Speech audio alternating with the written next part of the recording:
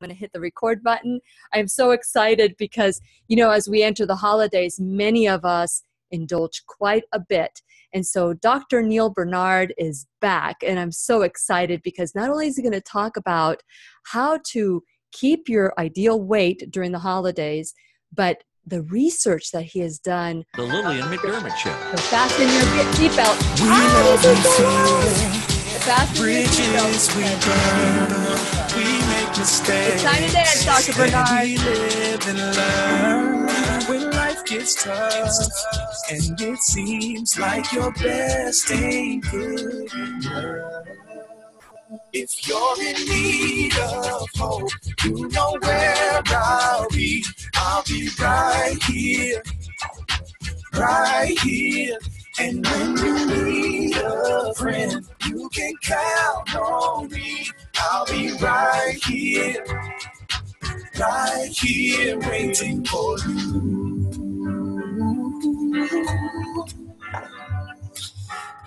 This is the place you can always turn to when you need a friend. The Lillian McDermott Show. To reach out to Lillian, visit her on the web at whenyouneedafriend.com. Now let's all learn together. Here's Lillian McDermott. Hello, my listening friend. It's so nice we can meet each other on the air on this beautiful, best day ever. And for those of you who are new to the Lillian McDermott radio show, the purpose of the show is to provide a safe place where you can go to when you need a friend. It is my commitment to provide alternative ways to heal, and it is my mission to make awareness, responsibility, and truth a part of our everyday life. And I hope you, my listening friend, will feel empowered to live the life of your dreams.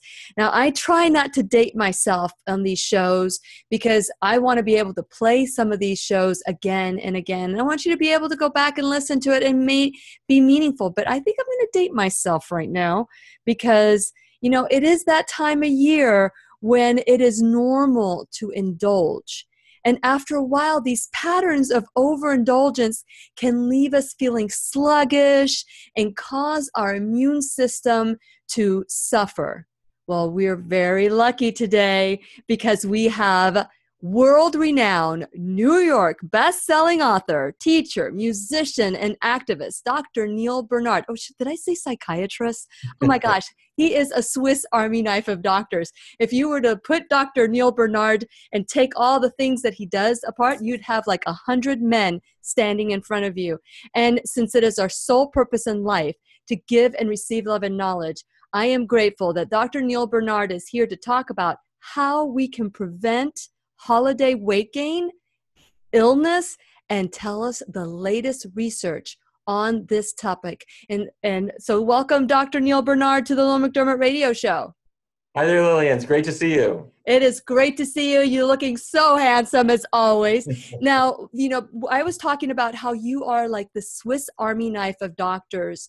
Share a little bit about your background because you could have been happy being a psychiatrist, but you do that and more.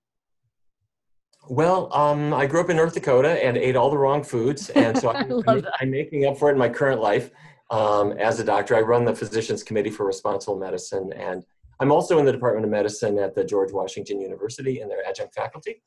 And we do research studies here, and a couple of years ago, we founded a medical center here called the Barnard Medical Center, where you don't have to be in a research protocol. You can just have whatever medical condition you want dealt with, and our team of doctors is here, and we're located in Washington, D.C.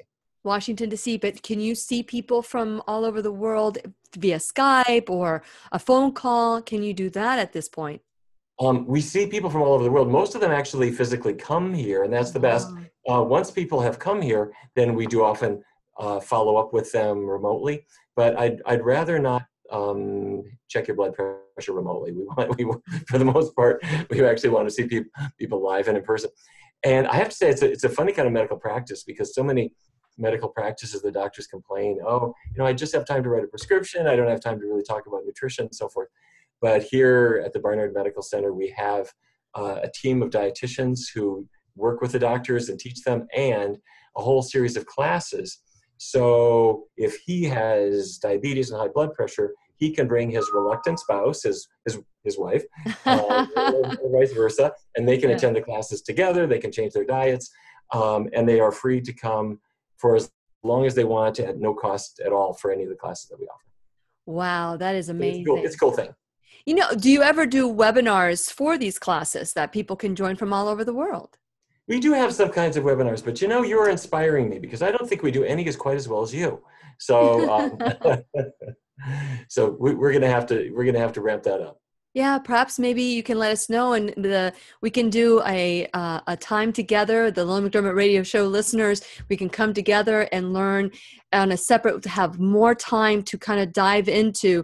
There's very little time, 45 minutes. That's why I started doing the YouTube videos so that we can have a conversation between the breaks, because there's so much to talk about, so much to learn, because we don't know what we don't know. Yep, exactly. I'm with you. Yes. Okay. So I wanted to talk about today something that is very normal.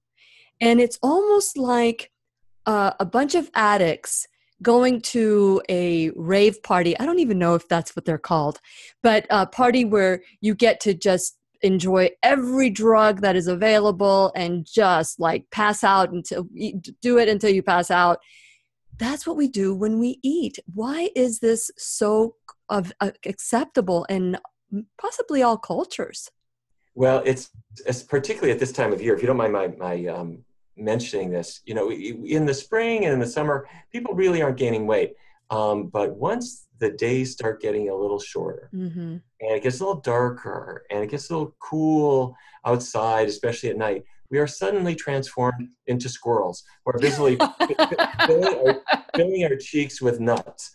And we say, well, expecting that, Dr. Barnard, but go ahead, keep going with that analogy. But we think, well, it's the holidays, but it isn't necessarily holidays, because we have holidays at other times. We have the 4th of July and Memorial Day barbecues and things like that. And people don't really gain a whole lot of weight then. But if you look at the research studies as to what happens to people's weight, it all comes in the fall. And at Thanksgiving, there's an extra little blip. And then right when you hit Christmas, New Year's, whatever, that's when it's really a big problem. Okay, and so this is what we're going to address today so that we don't fall into the trap. And we're going to continue our conversation with Dr. Neal Barnard when we return worldwide at whenyouneedafriend.com. We'll be right here waiting for you. Right on cue. Right there, I could hear the music. Okay, so that is a great segue to our conversation.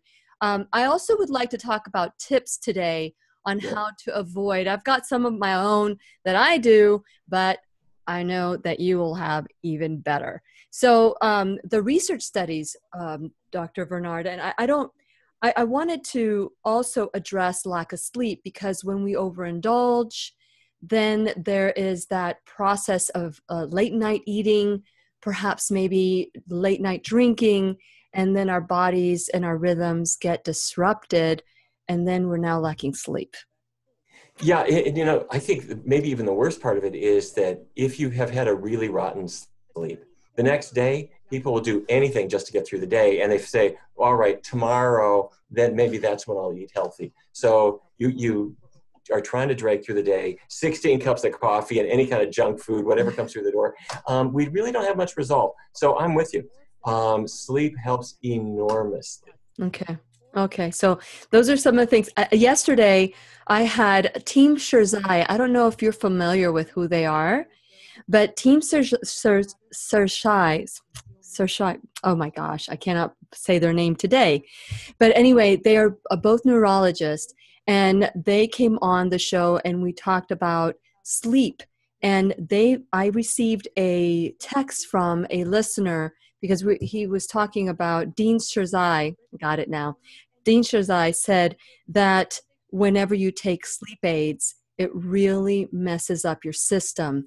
And one of the texters, and I think I'll ask this question on the air as well, because I know she's listening. She actually texted me the word trazodone. Is that a sleep aid? Yes. Okay, so can we address that when we go on the air? Because that is what they're using. And perhaps maybe we can talk about some normal things that can help us rest, and how we can, I know we're not just party animals partying all the time, but Brian, you can count on me. There we go. Oh, You don't have to. There you go. It's the board, Dr. Bernard. It's not Brian. It just, we don't know why it does that. Once again, here's Lillian. Welcome back to the Lillian McDermott Radio Show, where we always learn and grow with one another. Today's teacher is Dr. Neal Barnard. Dr. Neal Barnard is the founder of Physicians Committee for Responsible Medicine. This guy is a Swiss Army knife of doctors.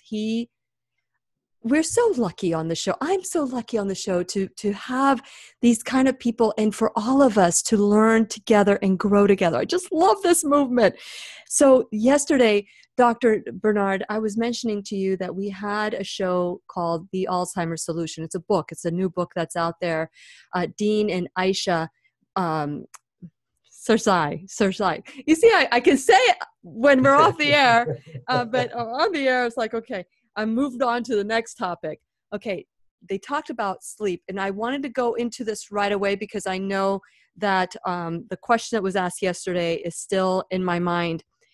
Dr. Dean described that it is so important for sleep because this is what happens when we eat, we drink, then we have a bad night of sleep. The next day, we might do it again, and now we're going to try a sleep aid. The sleep aid this person is using is trazodone. And I'm going right into sleep, even though we're going to talk about overeating, but right into sleep because can you tell a little bit about trazodone? Is that a sleep aid that's good or not so good for you? Commonly used and not the worst.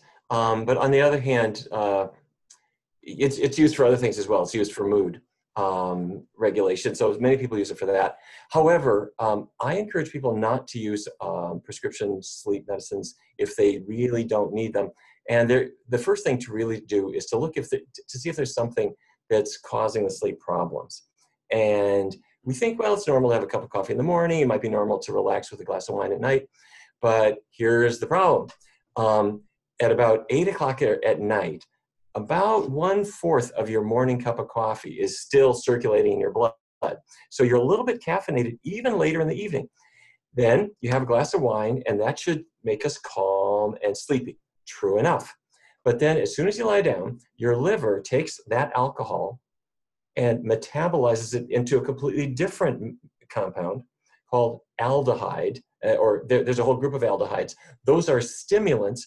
And at 4 o'clock in the morning, you will wake up and in fact, your mood will be kind of off and all the problems of the world will descend on you.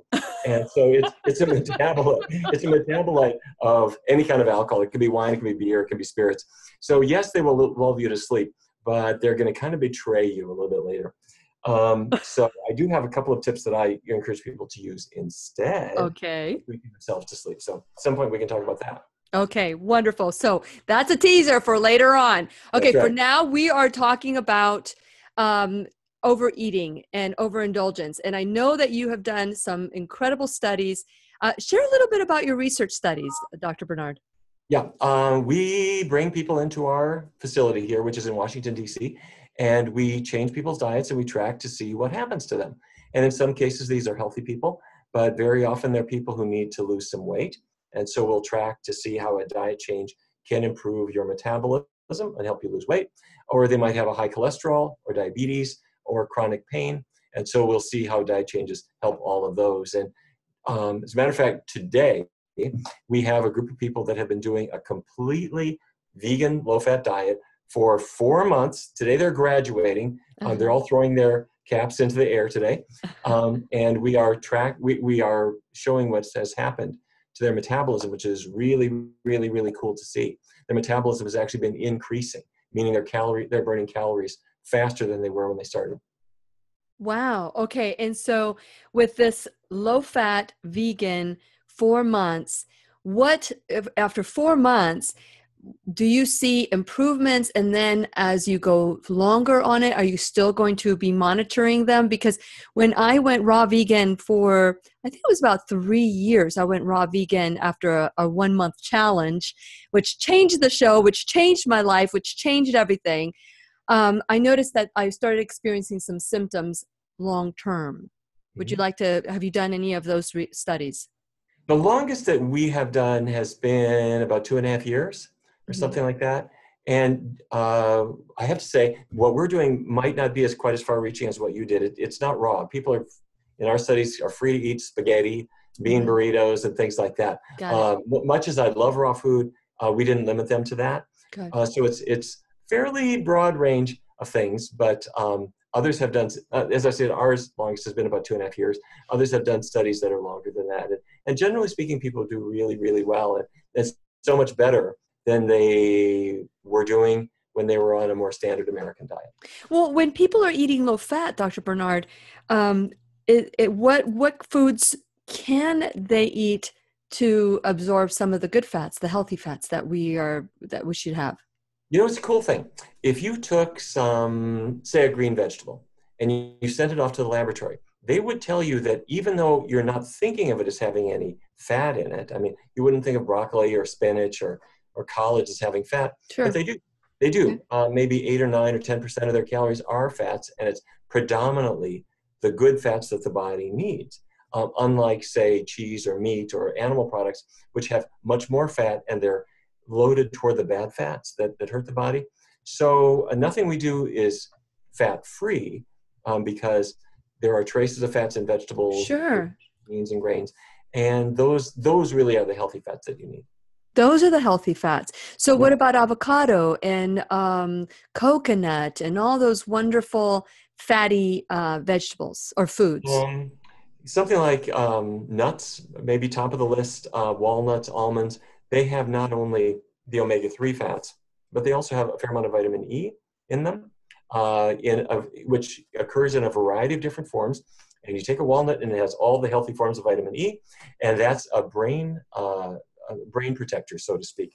In research studies, people who have more vitamin E in their diet, and again, think walnuts, almonds, some of the seeds, they have about half the risk of Alzheimer's compared to other people. Avocados, they are nice and fatty, but it's not the same kind of fat that's in butter that's going to really hurt you. So the avocados have a healthier kind of fat. So yeah, no, that's perfectly okay. At the same time, if a person is really having trouble losing weight, be careful about the nuts and the seeds and the guacamole, because you can pack in a lot of calories that way if you're overdoing it. Okay, so you mentioned the guacamole, you mentioned the nuts. Now, you'll see a lot of that on parties when you go to an event of whatever. So what are some of the things that we can do so that overindulgence, or that we can pace ourselves during the holidays so that we're eating nutritious, we're still in participating and not feeling guilty and eating some of the things that we normally may not eat? Yeah, you know, it's true. Our research participants, they get a dinner invitation or they're invited to a party, and they get nervous about it because they know it's not going to be a big spread of blueberries. It's going to, it's going to be like unhealthy things. And they think, gee, this is going to ruin all the progress that I've been making. But I don't want to insult my host. So what do? And let me give you 3 or 4 quick tips. Okay. The first thing is when the invitation comes in, let your host know. Say to them, oh, you know, I don't want to put you in any trouble. I've been doing a completely vegan diet. So can I maybe bring something? And the host will say, no, don't worry, there'll be plenty to eat. Whatever they're really thinking, at least you've told them in a very polite way, something that you don't want them to find out later, because they're going to get really annoyed if they find out you were vegan and they didn't provide anything. Secondly, you can bring a gift like a loaf of healthy bread or something like that, or some dips or a fruit basket. Your host will be thrilled that you've done that, and then you've suddenly enlarged all the vegan options. Mm-hmm. Tip 3, do not arrive ravenous. You know, keep in mind, the point of a party is to get together with your friends. It's not at the time to pull up at a trough and stuff yourself. So if you are arriving there and you haven't eaten since yesterday and you are ready to take a phone, and that's not a party. So do so, you know, have a little snack so that you don't arrive ravenous. And then when you get there, by the way, if your host seems a little pushy, and hosts do this, they'll say, oh, you don't have anything. Oh, let me get you a plate. Oh, have you tried this? Have you tried that? And then people are nervous. Here's a tip. Hosts actually don't care if you eat. They just want to be good hosts. So if they see empty hands, they think, you know, that doesn't reflect well on them. So pick up a plate, put a couple things on it and carry that around, and then take the focus off of whether you are eating or not. Say, what a beautiful tip. Did you make that? Could I get the recipe? Focus, bring the focus onto something else as opposed to focusing on whether you're eating or not. Interesting. These That'll are get you through it. great tips. I normally bring something. I don't even ask anymore because sometimes that's the only option I have. And I love the fact that you talk about don't starve yourself, because that's the vision. I'm not going to eat all day long, and I'm going to this party and I'm going to jump into the buffet line and just cover myself and like act like a pig in the mud. But isn't that what the sumo wrestlers do? I saw a study that the sumo wrestlers don't eat all day long and eat one meal a day. Sumo is an amazing spectacle. Back years ago, I was in Vancouver, and all the sumo wrestlers from Japan, mostly from Japan, came over there to have, I think it was the first match in North America, and I got to talking with them, and I actually went to one of the matches. And may I say, they do not eat in a very healthful way. They have many, many traditions, but they're just trying to put on weight. And when you look at them after their career is over, it's worse than a retired football player. They have such health problems, such diabetes. They just really eat themselves into oblivion. There are some other sumo wrestlers nowadays. I can't believe we're doing a show on sumo. This could only be the Lillian McDermott show. Just for all you sumo wrestlers out there. Anyway, but people eat like sumo wrestlers, they're like starving. Yes, they do, don't they? Actually, some of the new sumo wrestlers are trying to be muscular, not flabby. So they are changing that sport a little bit. But for those of us who are not involved in sumo, don't eat like you are. I got to say, this is a really good time to follow a healthy diet. And a vegan diet isn't just for research studies. It works really, really well in everyday life. We did a study with the Geico Insurance Company, which is right near my office. And it went all the way through Thanksgiving. Started in the summer, went through Thanksgiving. And most people are normally gaining weight during that time. Our people were losing weight. Can you imagine, September, October, the holiday time, being skinnier than you were before? That's exactly what we found. You're not counting calories. It's focusing on the type of food that you're eating, and it works really, really well. So that's why I always say that a vegan diet is sort of like an insurance policy against weight gain. Okay, so I was talking to a vegan, quote unquote, and they don't eat vegetables. And I thought, how could that be? How could you be a vegan and not eat vegetables? Well, what would you say to that person if you came across an individual that said that to you? He or she just didn't like vegetables? They didn't like vegetables. They eat rice, they eat pasta, they eat Oreo cookies. Okay. Well, I think for me, a vegan way of eating is really 4 groups. It's vegetables, and fruits, and whole grains and beans. And the vegetables, I think of them as at the top of the list. And sometimes if people don't like them, you have to sort of seduce yourself with the vegetable a little bit. And by that, I mean, put a topping on it. Mm-hmm. Not melty cheese, which is what parents do for their 7-year-old kids to make them eat the green beans. Don't do that. But you can put some seasoned rice vinegar on green vegetables. That sort of sour vinegar taste goes to the bitterness of the vegetable, and it just melts it together. Okay, so yummy. Okay, we're going to continue our conversation with Dr. Neal Barnard about how to stay healthy during the holidays when we return worldwide at whenyouneedafriend.com. We'll be right here waiting for you. Okay, so sumo wrestler. Sorry for bringing up the sumo wrestler, but I interviewed this guy that actually use the sumo wrestler diet, and they said that they eat less than the standard American diet, but they just eat it all in one meal. Is that true? I don't think that's entirely true. If you look at their caloric intake, it is astronomical. Is it really? Do they do it in one sitting, or do they do it throughout the day? Now that I don't know. They eat this big stew called chunkodabi. And it's not all unhealthy. I mean, there's rice and some vegetables in there, but the quantity they eat is through the roof, and they eat a lot of not good things either. Why do we do that to ourselves? Why do we, for the sake of a sport, the sake of money, the sake of anything that will leave us less than when we're done with the event, why do we do that to ourselves? Why do we, I don't get it. I don't get it. Well, there's a couple things going on. Even if you're not in a sport, people like to binge. And binge eating, you see it go into about 60 or 70% of the homes in America around 9 o'clock at night. And you'll see people who are walking back and forth between the TV set and the refrigerator, and they're not hungry, but the binge eating triggers a little dopamine release in their brain. Now, with a sport, it's different because there it's all about success and status. And so if you imagine that if you have the specific gravity of a Steinway piano, you're going to be able to dominate your opponent better than if you're skinny. That's the idea. Okay. But sumo, football, a lot of these sports, people are trying to be more trim, and you want muscle instead of flab. So that's a good trend. Yeah. Yeah. Okay. So preventing weight gain. So are we going to be giving some extra tips on preventing weight gain? Because you've given 3 already about going to a party or a gathering, but preventing weight gain, how do you want to continue the conversation? A couple things. We could talk about holiday travel and what you can do, because travel is a rough time for people. And also, I mentioned that a vegan diet causes weight loss, but why would that be? Okay. I could describe that a little bit. But there's a lot to say about when people are on the road. So many people are heading off to grandma's house, or they're getting together with the kids. And during travel, they kind of aren't quite sure what to do. Or you're on a plane and all they've got is, Pringles potato chips and nothing else. Yeah. So those are, I wouldn't mind spending a few minutes. Yeah.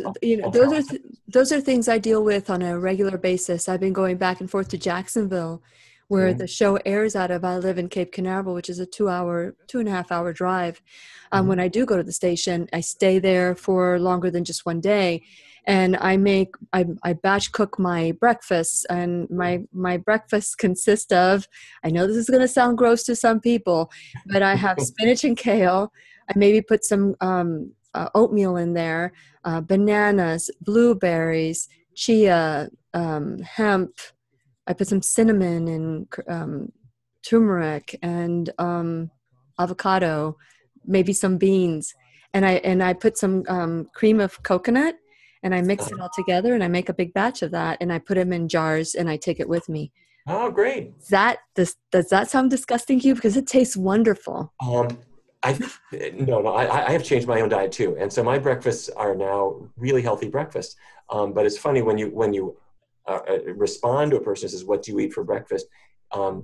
Sometimes I want to even tell them a fib, like, "Oh, I just had blueberry pancakes with syrup," or something like that. When the truth is, I haven't had that in years. Yeah. But yes, it freaks people out to find out that you had broccoli for breakfast, but I have it almost every day. You have broccoli for breakfast? You mean I'm not the only weird person in the world? Today, I started my day with a little block of tofu with ginger, nutritional yeast, and soy sauce. Then I had steamed asparagus, and then I had some oatmeal following that. And I do something like that almost every day. But it sounds so weird to people, but I have to say, I just come to really love that, and I don't miss the. Here we go. Sorry about that. There we go. Thank you, Brian. Poor Brian. This board is driving him crazy. Okay. Here we go. I can hear it just barely. Okay, I'm going to talk about social media, and then I'll bring you back in. Great. Welcome back to the Lillian McDermott Radio Show, where you can hear us worldwide at whenyouneedafriend.com. I am your host, Lillian McDermott, and it is my goal to learn from everyone that I meet.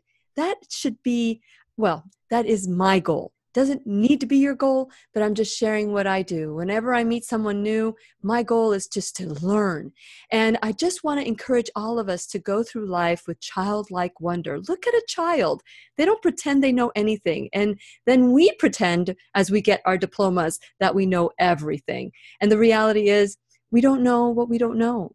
And today's teacher is Dr. Neal Barnard. He's teaching us how we can prevent weight gain during the holidays. We've got lots of tips for you. We're even going to talk about sleep and some more about his studies that are just phenomenal. Aren't you glad that we have people like Dr. Neal Barnard on our side, working on our behalf. But you don't see this information on the social media, because they're not social media, but on television, commercials.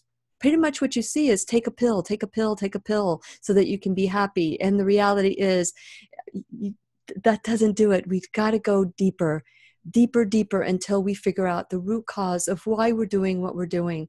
And I have a place where you can go to when you want to dive in without judgment, without a preconceived notion of who or what you need to be. Just be. Go to whenyouneedafriend.com, become a subscriber, and when you do that, you'll get all sorts of gifts, and the show will be sent right to you. Also, while you're checking out the site, which is changing a bit, we got to kind of like work on this. It's changing a little bit today. I want to encourage you to go to my sponsors. Without my sponsors, the show would not happen. We wouldn't be able to have wonderful doctors like Dr. Neal Barnard on the Lillian McDermott Radio Show. So check out whenyouneedafriend.com. Check out, press all the buttons that are there, because it'll take you to my social media, my YouTube page. And so let's grow together, and like me in my social media, subscribe in my site. Also, you can find me on demand, iTunes, Google Play Music, iHeartRadio. And last but not least, you can call me, leave a message. People that I call back, they're like, what? You actually call back? Yes, I do. I actually call back. If you have a question, if you need a friend, I'm here for you. Also, you can text any questions that you have. Yesterday we had a text, and we were going to talk about different sleep aids that we can use. And the number is 407-373-5959. Call, leave a message. Don't just call, but leave a message. And also you can text me, 407-373-5959. And I just want to plug again, Dr. Neal Barnard is an amazing musician. So go to check him out at pcrm.org. Do you have like a nealbarnard.org or Carbonworks website that people can listen to your music? Oh, thank you for asking about that. Yes, carbonworksmusic.com. Yeah, exactly. Carbonworks is a group that you and I talked about. It's a whole bunch of musicians and folks that I just really love working with. And of course, in the old days, it was a song was just a song. Now songs are videos. So you can go to YouTube, and if you type in Carbonworks, you'll see videos there too. So I hope people enjoy it. Yeah, so I'm telling you, my listening friends and my viewers, that if you were to just look at Dr. Neal Barnard, there's probably something for everybody. So you can go to pcrm.org. And of course, if you are a subscriber, you will have that link. You can just click on the blog that you get once a week. Dr. Barnard is also, like I said, a musician. Go to carbonworks.com. Right? Carbonworks Music. Carbonworksmusic.com. Okay. That's it. Okay, perfect. So today we're talking about how to avoid weight gain. I also want to add my little twist of how to avoid illnesses. If you are sick, don't go to the party. But that's my tip. But Dr. Barnard, you might have something a little bit more profound than that. Yeah, well, at this time of year, this is when everybody gets on the road, and they're all traveling. And people figure, when I'm traveling, there's no way I can follow a healthy diet. And if you're not following a healthy diet, you get run down and you increase the risk of all kinds of problems. So I have a couple of quick tips. Nice. If you're in the car, it's a useful thing to bring something with you so that you're not just having to stop at every fast food place along the way. And if you bring apples and oranges, those are easy car food. If you bring something that's drippy in your lap, don't bring that kind of thing. So stock your car full of these things. If you do stop at a fast food chain, you would be surprised how many of them actually do have some healthy choices. You go into the Submarine Sandwich Shop, they are more than happy to leave off the meat and cheese and fill your sub with lettuce and tomato and cucumbers and spinach, and they'll drizzle a little red wine vinegar on there for you. They'll toast it. The burger places, many of them have veggie burgers nowadays. They might have a baked potato. So the fast food places aren't terrible, in case you ran out of what you had in the car. And if you are dining out at an actual proper restaurant, think international. So an Italian place, I guarantee you, they'll have spaghetti with a marinara sauce and arrabbiata sauce, side vegetables. The Mexican place, yep, they got the meat taco, but they also have the bean burrito, hold the cheese. That's a healthier choice. Mm-hmm. Chinese places, they have lots of vegan choices. Oh, yeah. Tofu, rice, vegetables. You might want to have them cut back on the oil a little bit. Restaurateurs know vegan, but they tend to be a little over exuberant with their oil. You'll see this with lots of international cuisine. Japanese, extra points. You can go to any sushi place, say, skip the fish sushi, give me the vegan sushi, and it's not just vegan, but it's also really light. So that's helpful. If you are making a plane reservation, you're going overseas, you can ask for the vegan meal as long as you request it 48 hours in advance. It'll be there for you, and you get served first. So those will help you a little bit as you're traveling. Yes, very good. I love all those tips. Now, let me ask you, because when I travel, we were talking about that during the break, that because of my food allergies and the way I eat, I do some batch cooking, and I know that I'm going away, so I store it all up and I bring it. I'm like Mary Poppins with my big old bag full of stuff in there. But I tend to be a bit of a grazer. Is grazing versus, just stopping and eating like 4 little meals throughout the day, is that better than, like just eating just because you are grazing? Bottom line, I think either way is okay. Okay. There have been studies that have gone different directions. Several years ago, people said having many small meals in the day is better than 1 or 2 big meals. Yeah. Maybe true. But there was a recent study that looked at people who eat only 2 meals a day, and they did pretty well too. What seems to be the most important thing is what you are actually eating during those times. Because if you're grazing, but what you're eating is French fries throughout that time, or meaty, cheesy kinds of things, the calorie content gets so high. Mm-hmm. And that's particularly true if you're having 2 or 3 really big meals, because there's no fiber in the cheese and in the meat. And fiber is essential to turning off your hunger. So people can easily overdo it, get into trouble if they're making bad food choices. So I think the eating pattern can be yours, but make sure that what you're eating is the vegetables, fruits, whole grains, beans. They have the fiber to turn the appetite off. Okay, so if fiber turns the appetite off, what are some fiber choices that we can make? Because I love hummus. And so usually I graze on that with carrots or celery and eat that. But so what are some of the fiber choices that we can make that are healthy and that will fill us up? Okay, well, hummus is made from chickpeas, traditional Middle Eastern food, which, by the way, originally was a breakfast food.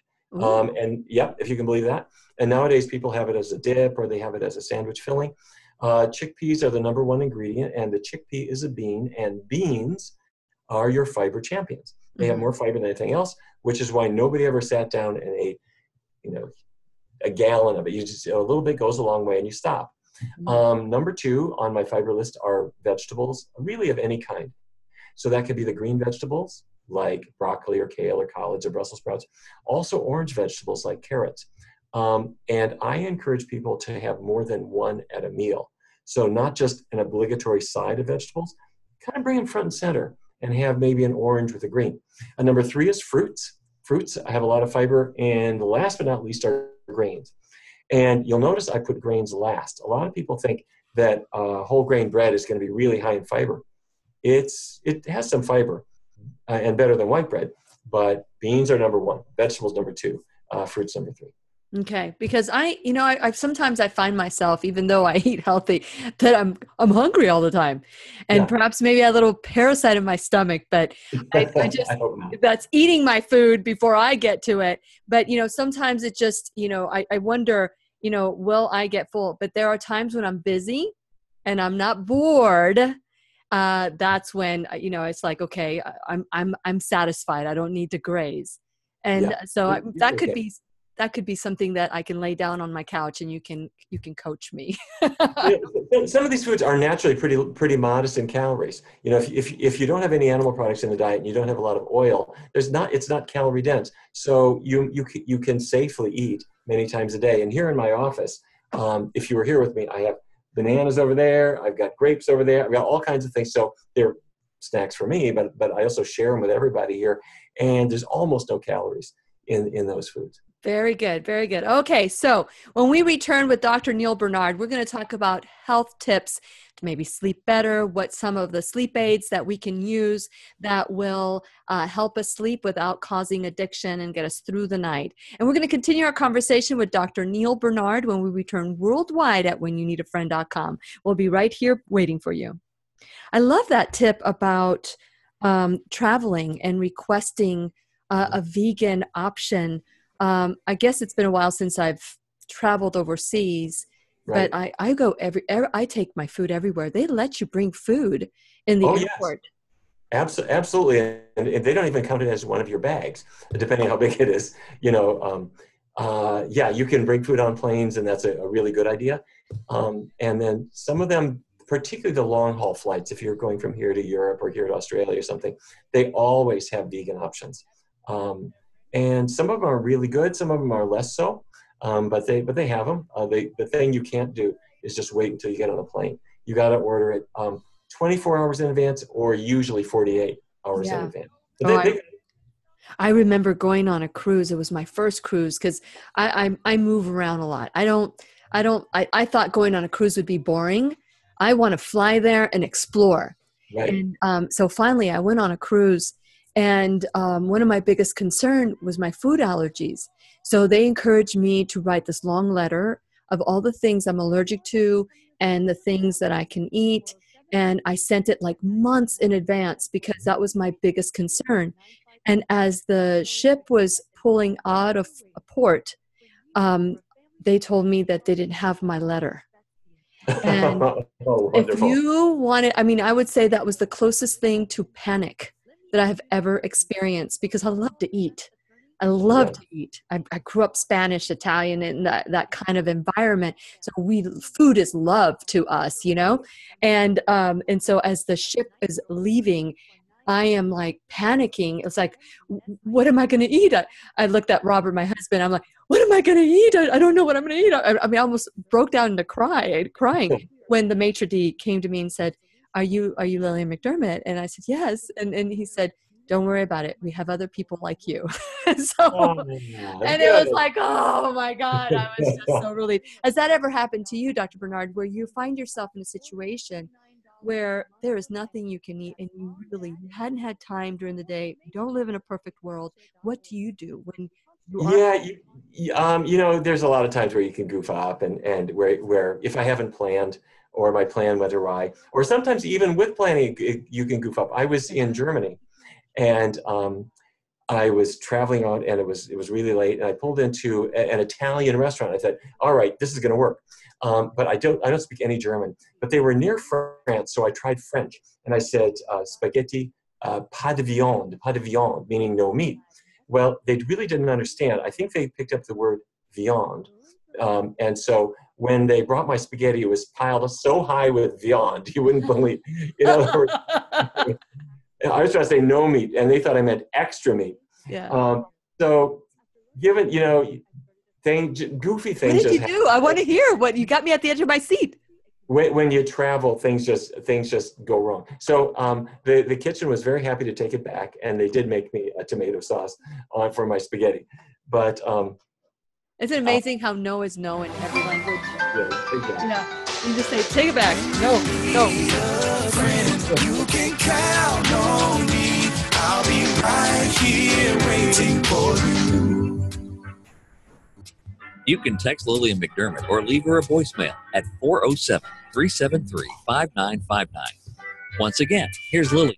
Welcome back to the Lillian McDermott Radio Show, where we always learn from one another. And today's teacher is Dr. Neal Barnard. You can find him at pcrm.org. You can also listen to his music at carbonworksmusic.com. And you can also his books. There's so much to Dr. Neal Barnard that we haven't even tapped into the many times that he's been on the show. I want to encourage you to follow. Just Google Dr. Neal Barnard, and you will be amazed at the many things that Dr. Barnard has learned and taught us as he's going on his journey as well. So one of the things that we've talked about today is how to keep yourself from just how to be healthy during the holidays. We can focus on weight gain, or we can focus on being sluggish, but really the ultimate goal, which is what we should focus on, is to be healthy. Part of being healthy is a good night of sleep. And as Dr. Barnard said at the beginning of the show, when you drink, when you eat too late, those things are going to reactivate. And talk about the little bit of caffeine that stays in your body, or that little bit of alcohol that stays in your body. It could really wreak havoc. Yesterday, we received a text asking about trazodone as a sleep aid. And so Dr. Barnard is going to give us some tips on how we can rest better if we need something a little bit more natural. So Dr. Barnard, thank you so much for spending your time with the Lillian McDermott Radio Show. Oh, delighted to be with you. Let's talk a little bit about sleep, because, if you haven't slept well, then the next day you feel sluggish and rotten. And then also all of your resolve gets lost. Yes. People will just eat junk food and they really hurt themselves. Let me mention some tips that might sound a little bit funny. But okay. If you look at, say, a 6 or 7 or 8-year-old child, what do? They spend the day running around. They're really, really busy. And then at night, they collapse and they are comatose until the morning. And they are not waking up saying, give me a cup of coffee. and at the end of the day, they're not relaxing with a scotch and soda. So what does this tell us? When you're asleep, when your body demands sleep, it's not only for your brain, it's also to relax your body and to heal your body. So because kids are physically active, their muscles are tired. Tired muscles demand sleep, so that the repair process can occur while you're not moving. But so what do we do as adults? The most exercise we get is this. Or nowadays, this. Which Dr. Barnard, for those of you who are listening, he is like motioning, typing, and also playing Nintendo or board games, whatever. Or just working on your cell phone. Yeah. If that's all the exercise you get, your body doesn't demand sleep anymore. Yeah. So I encourage people to exercise a lot. And if the whole day got away from you and you haven't exercised at all, before you go to sleep, do something that strains your muscles just a little bit. I mean, don't give yourself a heart attack, but do some push-ups or squats or something so that your muscles feel just that little bit of strain.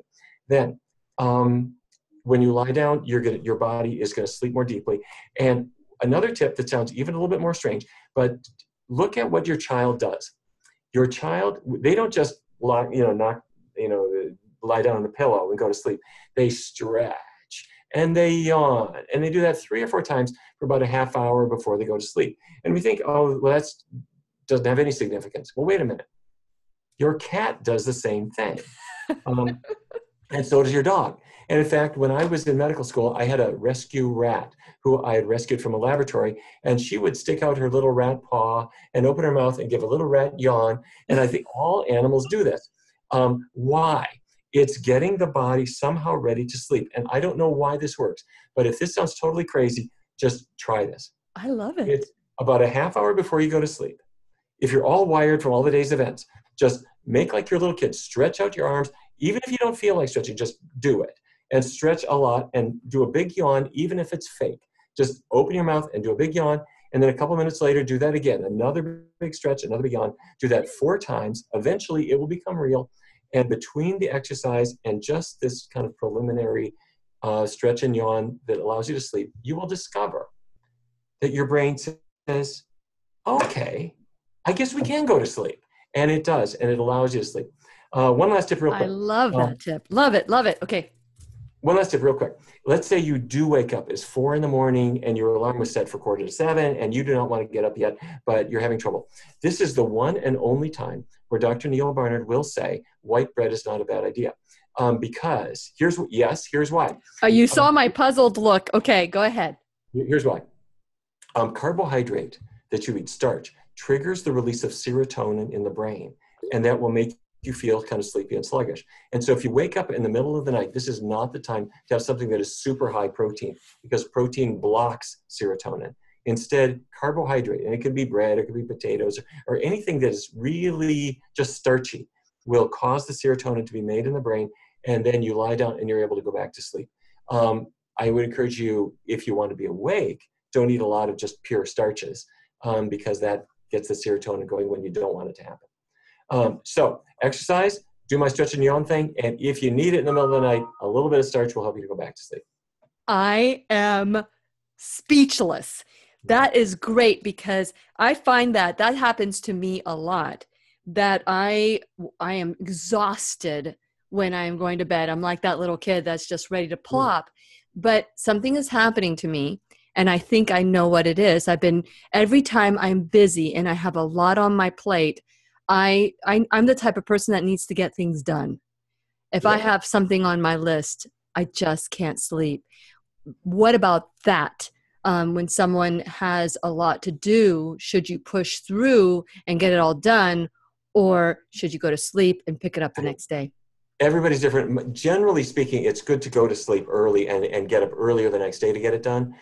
If, on the other hand, something is just lingering over you, it is good to plan ahead at least and get it done, or make a list so you don't forget. A lot of people just lie there saying, I hope I remember in the morning to call so-and-so. Oh, it's horrible. And you could do one of two things. You can actually get up and make a list of what you have to do, or there's a mental exercise that a lot of memory experts use, which is you make a mental image of something like a schedule book. And then you make another strong mental image of something that you want to put in the schedule book.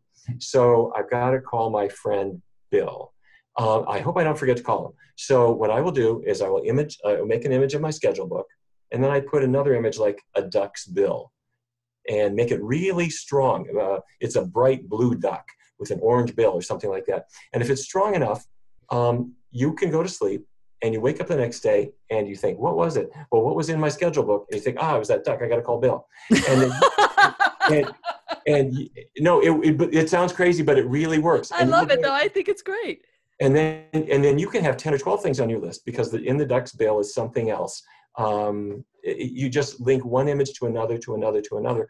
And then you can go through that list. And I have to say, I'll wake up at 3 a.m, thinking of things I haven't done. Just make mental images, put them on my image of a schedule book, and go to sleep, have no problem. Yeah, and it's true. So many things that we do, Dr. Barnard, wake us up in the middle of the night. I never thought of starch. If that is happening to you, could it be that you're starch deficient? Is anybody starch deficient?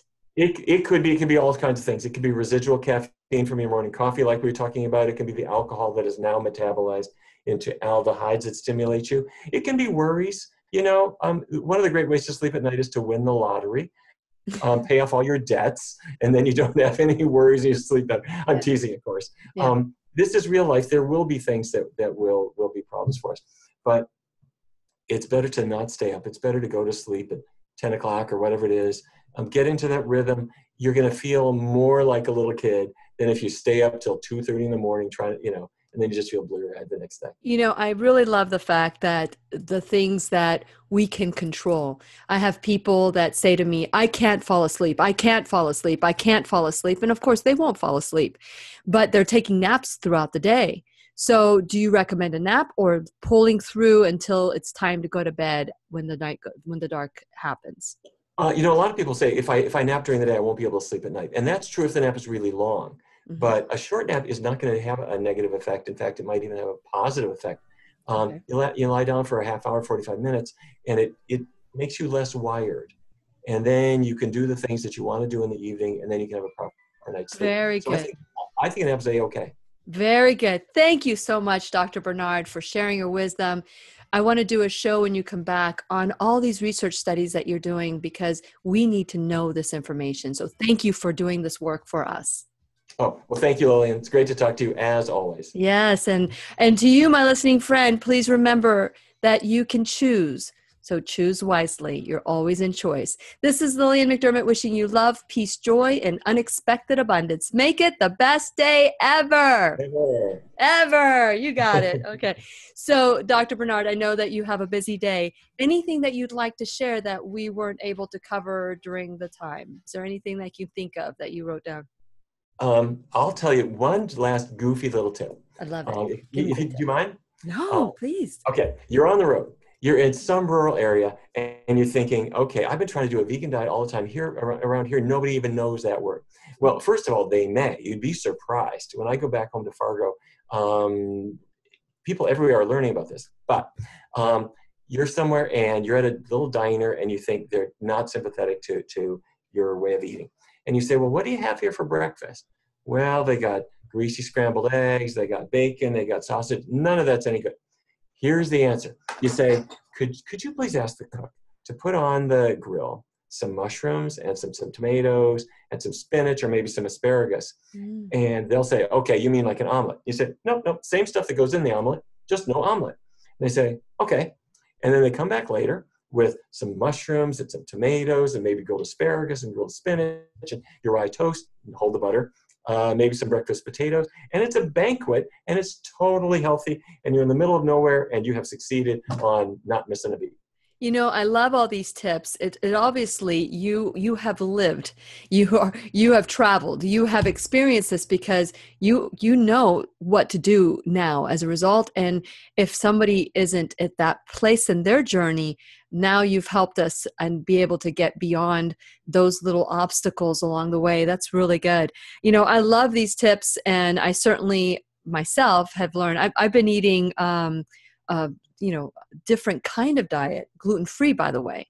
And we didn't even talk about gluten-free, but a lot of the Italian restaurants, a lot of the Vietnamese restaurants, I've been into pho lately. Yep. Have you had pho? I have, you bet. Oh, I love it. The vegetable pho. Now, the one thing is that I will not have tofu if it's non-GMO. I mean, if it's GMO. If it's non-GMO, organic, certified, I'll have it. What are your ideas about that as far as, is that enough protein for you that it's a deal breaker, or what should you do? I agree with you about GMO. Who knows? Some people say GMO foods are safe. Some people say no. My feeling is I don't want to be in the experiment. So I don't eat the GMO foods. The beauty of it is, though, when you're cooking at home, if you buy tofu or anything, if it says organic, then by law it cannot be GMO. Are you sure? Are you sure? It's just not certified, is what I was told, right? As long as great question. My understanding is that if it is labeled, if it meets the criteria for labeling it organic, it cannot be GMO. But the problem is, at a restaurant, you are not in the kitchen, and so you're not 100% sure what they're doing. So that's a little bit of a different issue. But yeah, I think you could do great. And what you mentioned at the Vietnamese places and the other Asian places, the choices are often really, really wide. Yes. Which is super great to see. Okay, what about white rice versus brown rice? Brown rice is better because it's got the fiber, but white rice beats any animal product. So white rice is okay. Brown rice is better. Okay, very good. I was going to ask you, and I processed it before but I'm just going to say it. It would be nice for you to do a GMO project. People that choose to eat it, not that you're telling them to eat it, but these are people who naturally eat, GMO. They don't care about, whether it's organic or not. Following them versus a group of people that are not eating GMOs, to see what happens long term. Follow them long term, because we are projects, we are experiments in many cases. It's spreading like crazy. It's all over the place, and it used to be one or two things. And in fact, it's the people at the biggest risk are the meat eaters, because what is the cow eating all day long, or the chicken eating all day long? Yeah. When I go back to visit my friends in Fargo, where I grew up, it's acre after acre of corn and soybeans. Every plant is identical. It's all GMO. That's not for human beings. That's to feed the cows and the chickens and the pigs. So when people are getting it indirectly, huge amounts. That's pretty much all the animal has been eating. So I agree with you. I think it's something that we really need to know more about. We don't know what the long-term effects are, and it's all being driven by business, unfortunately. Yeah, and one last question I want to ask, because we talked about drinking alcohol and how when you drink alcohol, it wakes you up in the middle of the night, especially at 4:00 in the morning when the liver is trying to detox. What is your opinion of drinking alcohol, or what is the data? Because I haven't really gotten clear data on whether you should drink in moderation or not at all. What does your data show? If you look at, say, the Alzheimer's literature, there have been a couple of studies, more than a couple of, a few studies, that have suggested that a moderate intake of alcohol is actually protective. And then the next question was, is it any alcohol? And there we're not sure. Red wine was the first one to really be promoted, and the idea was it was not really the alcohol, it was more the grape that was doing it. But some other kinds of alcohol have seemed to be beneficial too. On the other hand, there's a lot of negatives. Alcohol increases the risk of colon cancer in men and women. It increases the risk of breast cancer and pancreatic cancer and all kinds of other things. So my own take is that although in our research studies, we don't forbid alcohol, but I have to say in my own life, I feel better by just not going there. Okay. And I have to say, alcohol is part of kind of the way adults party. But when I remember back when I was 6 or 7 or 8 or 9 years old, I didn't need a good stiff drink to enjoy life. So I love that picture. I love that image that you gave today on the show. It's beautiful. So anyway, that's kind of my own way of thinking about it. I'm quite prepared to believe that there may be some advantages, but there are also some downsides too. Absolutely. You know, I remember there was a line in a movie called, were you in Eating You Alive? Yes. Yeah. Have you seen the movie? Oh, great. Yeah, I've got, we're giving these away. Mary Lee's going to be on next week. Great. Yes. She is so cool. Yeah, she's great. Give her a big hello for me. Yeah, Mary Lee's been on my show, I think, 2 times already. It's the 3rd time. And I've had a lot of the doctors that have been on there.